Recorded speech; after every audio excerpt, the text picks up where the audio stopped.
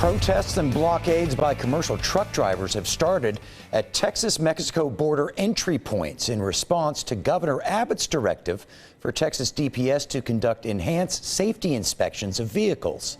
The governor is also sending migrants entering Texas to Washington, D.C., where he said the Biden administration will, quote, be able to more immediately assess the needs of the people that they are allowing to come across our border. Democratic nominee for Texas Governor Beto O'Rourke said in a news conference yesterday that Governor Abbott is killing businesses and the Texas economy, and this policy does nothing to improve the security and safety of Texans. Well, here to talk about all this is co-executive director of the Texas Democratic Party, Jamar Brown, and James Dickey, CEO of JD Key Communications.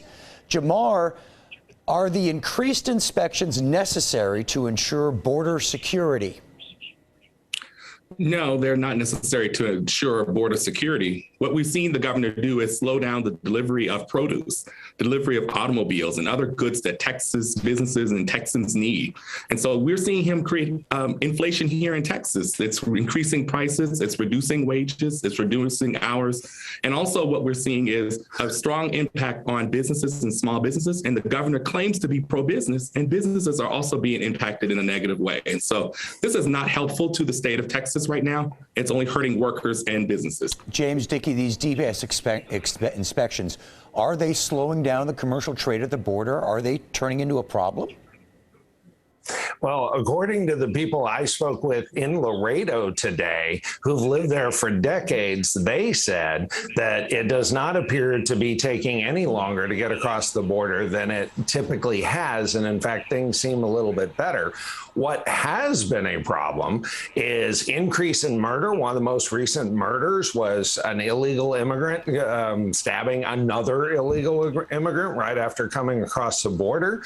We're talking about 18,000 a day. That's that's a city the size of Austin. Let me ask you this. I mean, Sid Miller, the ag commissioner, who's quite conservative, says this is becoming a problem. I mean, is this something that the governor should reassess?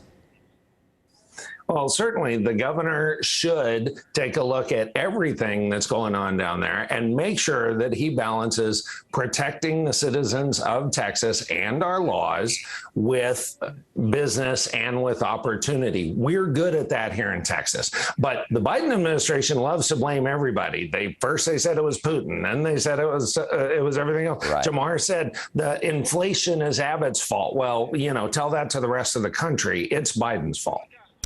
Jamar, Beto O'Rourke, how does he capitalize on this? Or, you know, what's his plan?